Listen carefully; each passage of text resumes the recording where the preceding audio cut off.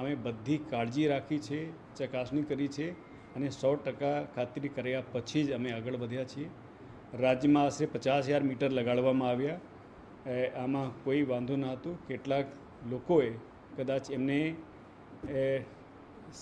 ગેરસમજ થઈ હોય, આ માટે એમને આ રીતના મેસેજ વાયરલ કર્યા. અમે આ તમામ કેસોમાં ચેક કરાવ્યું, કોઈ પણ વિસંગતતા જોવા નથી મળી. અમે ચેલેન્જ સાથે કહીએ છીએ આ સ્માર્ટ મીટર વધારે સારો મીટર છે અને લોકોને ફાયદો થાય આ આશાથી લગાડવામાં આવી રહ્યું છે. અને હવે આ તબક્કે જ્યારે લોકોનો વિરોધ થયો છે, અમે આ પણ કહેવા માંગીએ છીએ કે અમે લોકોનો વિશ્વાસ જીતીને જ આગળ વધશું.